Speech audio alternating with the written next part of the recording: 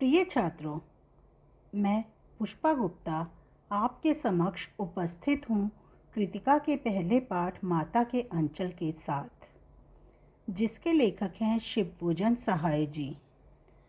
शिवपूजन सहाय जी को साहित्य एवं शिक्षा के क्षेत्र में सन 1960 में पद्म भूषण से सम्मानित किया गया है। माता का अंचल, यह अंश उनके उपन्यास देहाती दुनिया से लिया गया है, जो कि पहला आंचलिक उपन्यास माना जाता है। इस पाठ में माँ की ममता, पिता का दुलार, बच्चों की शरारत का सहज स्वाभाविक वर्णन है। साथ ही 30 के दशक की ग्राम्य संस्कृति का मनभावन चित्रण है। पाठ में बताया गया है कि चाहे बच्चे का पिता के साथ कितना अधिक जुड़ाव क्यों न हो, पर मुसीबत के समय उसे माँ के अंचल में ही सर्वाधिक सुरक्षा व शांति मिलती है। इस प्रकार लेखक ने जन्म देने वाली माँ की ममता को पिता के वात्सल्य से श्रेष्ठ सिद्ध किया है। जहाँ लड़कों का संग तहाँ बाजे मृदंग, जहाँ बुढ़ों का संग तहाँ खर्ची का तंग। लेखक कहते हैं कि जहाँ घर में लड़के होते हैं अर्थात बच्चे होते हैं, वहाँ रौनक ही रौनक रहती है, और जहाँ घर में बूढ़े होते हैं वहाँ घर के खर्च सोच समझ कर चलते हैं, क्योंकि बूढ़े लोग अपने जीवन के अनुभव के आधार पर ही घर का गुजारा करते हैं। हमारे पिता तड़के उठकर निबट नहाकर पूजा करने बैठ जाते थे। अब लेखक ने अपने बचपन को याद करते हुए बताया है कि जब वे छोटे थे तब उनके पिता सुबह सुबह उठकर पूजा करने बैठ जाते थे। जब वो अपने सारे काम ख़त्म कर लेते थे तब वो पूजा करते थे। और लेखक बताते हैं कि वो अपनी माता के पास केवल दूध पीने ही जाते थे। वो अपने पिता के साथ ही रहते थे, पिता के साथ ही बाहर सोया करते थे। उनके पिताजी भी उन्हें अपने साथ ही रखते थे, अपने साथ ही उठाते, नहलाते धुलाते, और जब पूजा करने बैठते तो उन्हें भी अपने साथ ही बिठा लेते थे। जब पिताजी पूजा करने लगते थे तब लेखक उन्हें अपने मस्तक पर तिलक लगाने के लिए तंग करते थे, तो पिताजी कुछ हंसते हुए, कुछ झुंझलाते हुए, कुछ डांटते हुए उनके चौड़े मस्तक पर त्रिपुंड कर देते थे। त्रिपुंड, जिसमें मस्तक पर 3 आड़ी या अर्धचंद्राकार रेखाएं बनाई जाती हैं। लेखक कहते हैं कि उनकी लंबी लंबी जटाएं थी, जिस कारण उनके मस्तक पर त्रिपुंड करने से वह बम भोला बन जाते थे, अर्थात भोला शिव भोले की तरह लगते थे। यही कारण था कि पिताजी उसे भोलानाथ कहकर पुकारते थे। भोलानाथ का असली नाम था तारकेश्वर नाथ। वे अपने पिताजी को बाबूजी और माता को मैया कहकर बुलाते थे।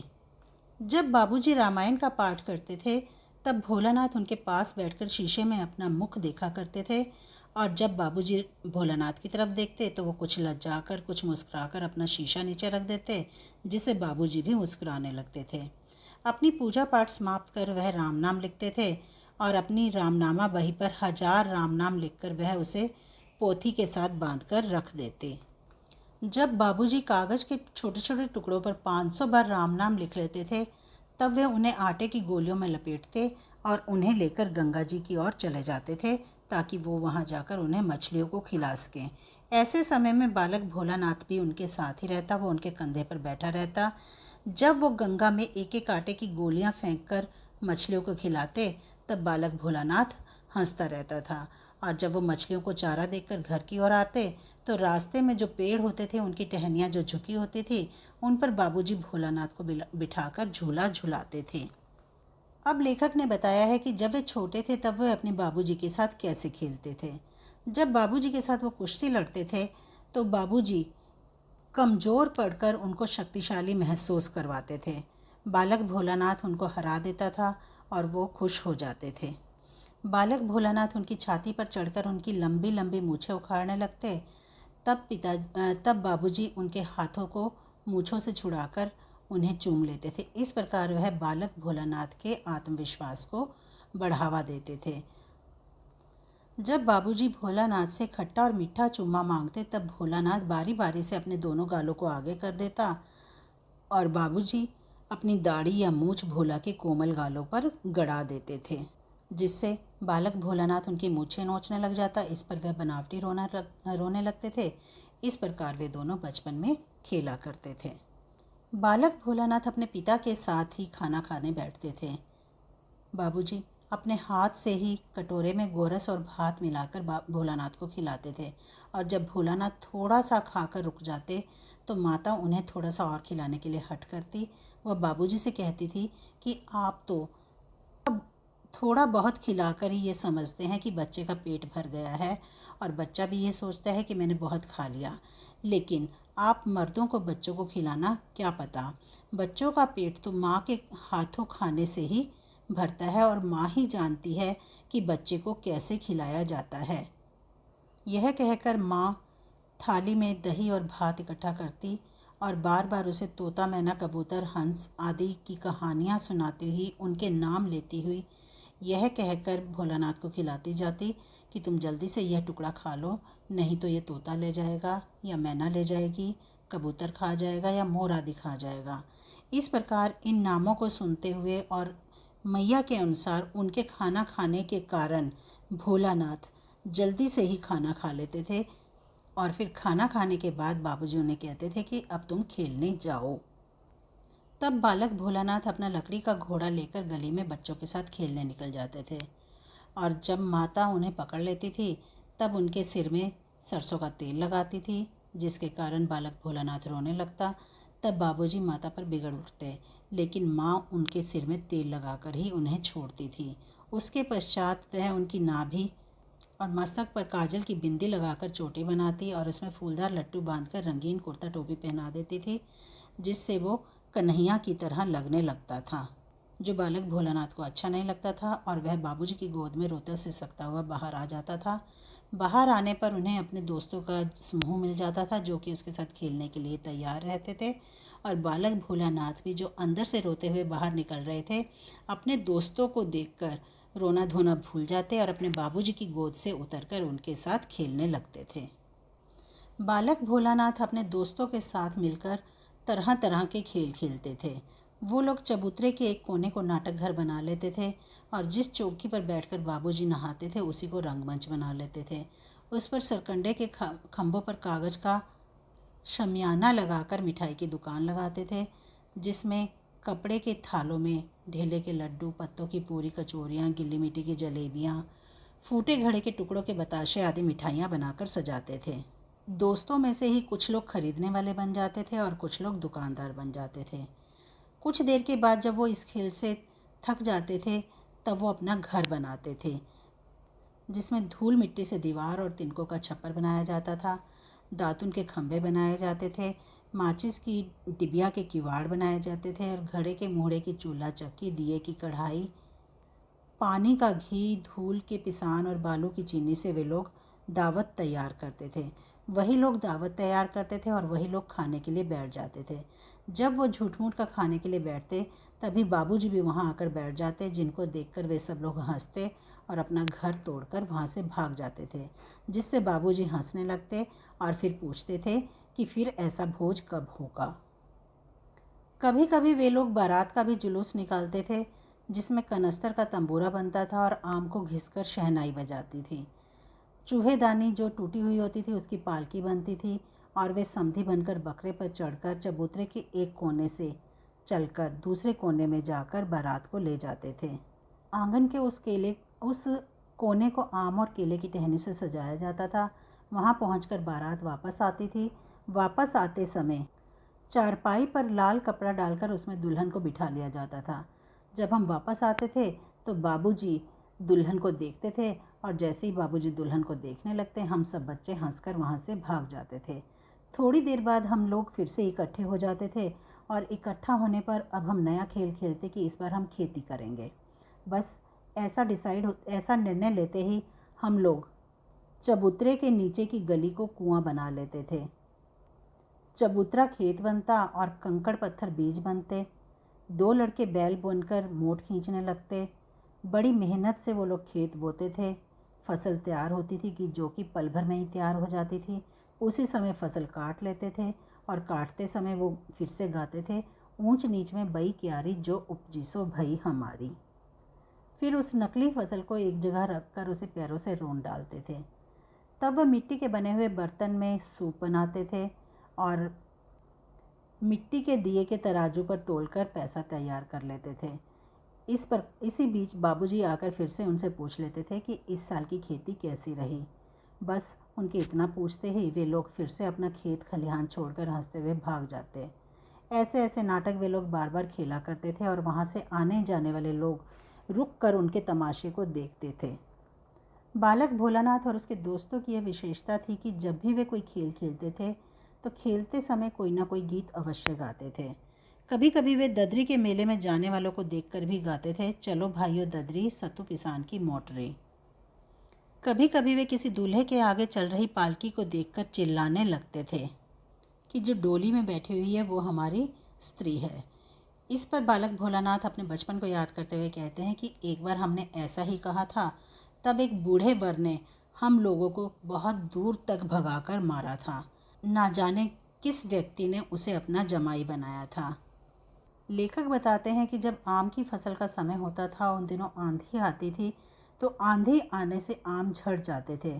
तब सभी बच्चे बाग की ओर दौड़ पड़ते थे और चुन चुन कर गोपी आम चबाते थे। लेखक बताते हैं कि ऐसे ही एक बार जब आंधी आई तो सभी बच्चे खेतों में चले गए आम को खाने के लिए। लेकिन हुआ क्या, आकाश में काले काले बादल आ गए, बादल बरसने लगी, बिजली चमकने लगी, ठंडी हवा चलने लगी। तो वो लोग बच्चे वहाँ पर फिर से चिल्लाने लगे, एक पैसा की लाई बाजार में छितराई, बरखा उधरे भिलाई। लेकिन बारिश नहीं रुकी, पानी और तेज होने लगा और वहाँ उपस्थित सभी बच्चे पेड़ों की जड़ से सट गए। लेकिन बारिश नहीं रुकी और जब बारिश बंद हुई तब बाग में बहुत से बिच्छू नज़र आने लगे, जिसको देखकर वो लोग डर गए और डरने के कारण वो वहाँ से भाग निकले। जब वे वहाँ से भाग रहे थे तो रास्ते में मूसन तिवारी मिल गए। भोलानाथ के साथियों में बैजू जो था वो बहुत ढीठ था। उसने मूसन तिवारी को चिढ़ाना शुरू कर दिया, बुढ़वा बेईमान मांगे करेला का चोखा। और बाकी सभी बच्चे भी बैजू के साथ यही चिल्लाने लगे। तो मूसन तिवारी ने बच्चों को खदेड़ना शुरू किया और बच्चे वहाँ से आंधी की तरह भागने लगे।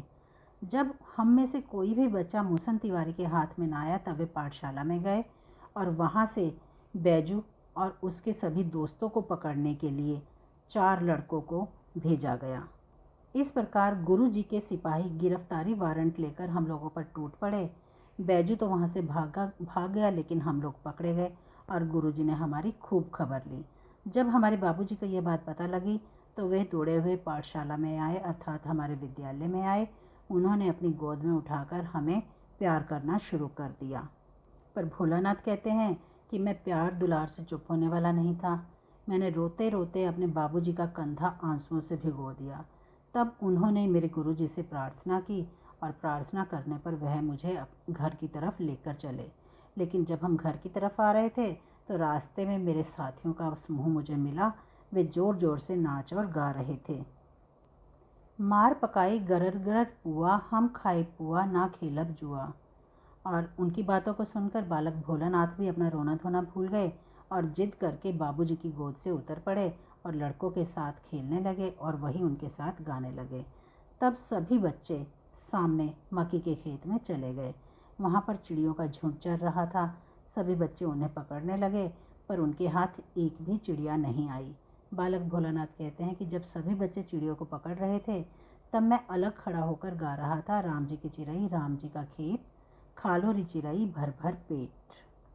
लेखक बताते हैं कि जब हम बच्चे खेत में ये सब खेल खेल रहे थे तब हमारे बाबूजी और गांव के बहुत सारे आदमी दूर खड़े होकर हमारा ये तमाशा देख रहे थे और हम पर हंसते हुए कह रहे थे कि चिड़ियों की जान जाए पर लड़कों का खिलौना। और सचमुच लड़के और बंदर पराई पेड़ नहीं समझते। अर्थात जब लड़के खेल खेलते हैं तो वे कई बार ऐसे खेल खेलने लगते हैं जिससे पक्षियों और पशुओं को कष्ट होता है। इसी प्रकार बंदर भी दूसरों के कीमती सामान को उठाकर तोड़ फोड़ देते हैं। उन्हें नहीं पता लगता कि इससे किसी को क्या नुकसान हो रहा है। इस प्रकार लड़के और बंदर एक समान होते हैं। उसके पश्चात उन बच्चों ने वहाँ से थोड़ी दूर जाकर टीले पर जाकर एक बिल देखा जिसमें वे सब पानी डालने लगे। बच्चों को लगा था कि यह चूहे का बिल है और वे उस पर पानी डाल रहे थे, लेकिन उन्हें कुछ भी समझ नहीं आ रहा था। और तभी गणेश जी के चूहे की रक्षा के लिए शिव जी का सांप वहाँ से निकल आया, जिसे देखकर वो सब बच्चे डरकर रोते चिल्लाते हुए वहाँ से भाग निकले। भागते हुए कोई नीचे गिरा, किसी का सिर फूटा, किसी के दांत टूटे, लेकिन सभी डर के मारे भाग रहे थे। सारों के शरीर खून से भर रहे थे, किसी के पैरों में कांटे चुभ रहे थे, परंतु फिर भी बच्चे बिना पीछे देखे भागते हुए जा रहे थे। बालक भोलानाथ भी बदहवास सा होकर दौड़ा हुआ घर आया और घर में घुस गया। रास्ते में बैठक में उसे बाबूजी मिले, जो कि हुक्का पी रहे थे। उन्होंने बालक भोलानाथ को बहुत बार पुकारा, परंतु बालक भोलानाथ उनकी बातों को अनसुना करके सीधे अपनी माँ के पास चले गए और उनकी गोद में जाकर शरण ली। मैया उस समय चावल साफ कर रही थी। बालक भोलानाथ को डर से कांपते हुए देखकर वह भी जोर से रोने लगी और अपने सब काम छोड़ दिए। बालक भोलानाथ को रोते हुए देखकर उनका धैर्य छूट गया और उन्होंने बालक भोलानाथ से उसके भय का कारण पूछा।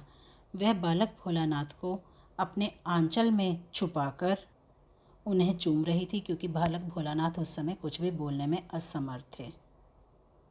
उसी समय हल्दी पीसकर उनके घावों पर लगाई गई। सारे घर में कोहराम मच गया, क्योंकि बालक भोलानाथ का सारा शरीर थर थर काँप रहा था। आंखें खोलना चाहते हुए भी वे खोल नहीं पा रहे थे। माता उसे प्यार से गले लगाए हुए थी।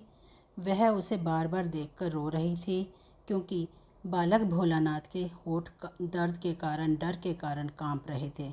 उसी समय बाबूजी भी दौड़कर अंदर आए और उन्होंने बालक भोलानाथ को अपनी गोद में लेने का प्रयास किया, परंतु लेखक ने माता का आंचल नहीं छोड़ा।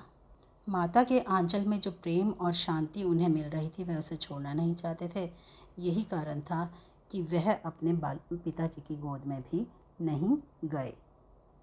इस प्रकार इस अंश को पढ़कर हमें पता चलता है कि माँ ही बच्चे को सजा संवार कर रख सकती है। बच्चा अपने पिताजी के साथ चाहे जितना मर्जी समय बिताए, जितना मर्जी दुलार करे, लेकिन मुसीबत के समय बच्चा अपनी माँ की गोद में ही शरण लेना चाहता है। माँ की गोद में ही उसे प्रेम और शांति का एहसास होता है। अतः कह सकते हैं कि माता का प्रेम अद्भुत होता है। धन्यवाद।